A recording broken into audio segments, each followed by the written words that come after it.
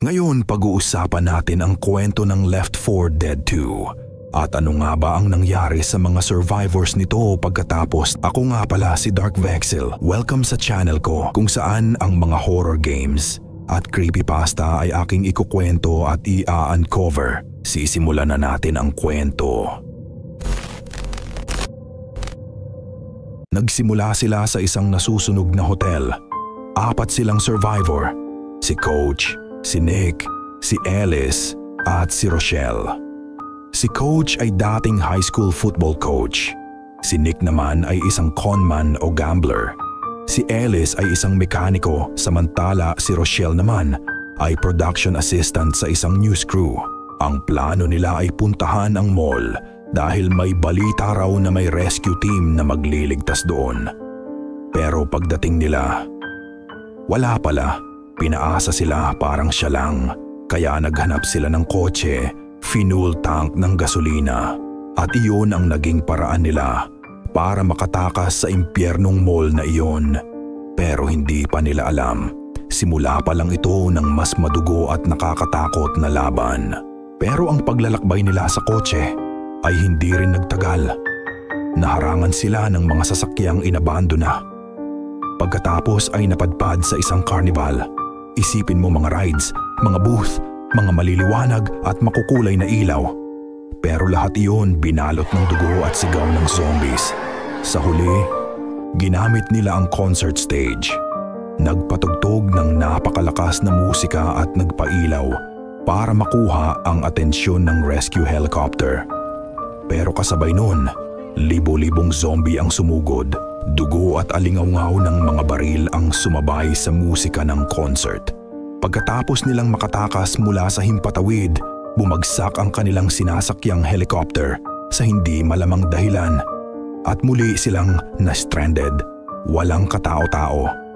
Puro putik, puno at mga bahay na abandonado. Pero hindi ibig sabihin nun ligtas na sila. Dahil kahit sa gitna ng swamp, may mga infected pa din na gusto makatikim ng dugo. Ang mahirap pa dito, tila parang walang katapusan ang pagsulpot ng mga infected. Pero sa dulo, nairaos din nila ito at nakasakay sila sa isang lumang bangka na naging susi para makatawid sa susunod na lugar. Sa chapter na ito, dito mararamdaman yung pinaka-hopeless na vibe. Hindi natuloy ang paglalayag nila papuntang kabilang lugar dahil kulang ang gas, kaya pinabalik sila sa dinaanan nila ng mga sakay ng bangka para kumuha ng gasolina. Ngunit, papuntang gas station nag-umpisang umulan at nung pagdating nila, dito na lumakas ng napakalakas ang ulan at nagdulot ng pagbaha. Sa sobrang lakas halos wala ka nang makita. At ang tunog ng mga infected na lamang ang naririnig kasabay ang ingay ng kulog at buhos ng ulan. Libo-libong infected at mga tanks ang kanilang nilabanan para makasurvive. Kalaunan dumating na ang bangka at sumakay silang muli para makapunta na sa susunod na lugar, ang New Orleans. Sa huling chapter, narating nila ang New Orleans. Dito nila nakitang may mga sundalo pa palang nagsasagawa ng rescue mission. Pero may isang problema, ang tulay na kanilang tatawirin papunta sa mga rescuers ay punong-puno ng mga zombies. Kaya naman, para silang mga daga na tumatakbo habang libo-libo ang humahabol. Wala silang oras para lumingon. Tumakbo lang sila hanggang dulo. At doon, nakita nila ang naghahantay na military helicopter. At sa wakas, ligtas na sila. O, ligtas nga ba?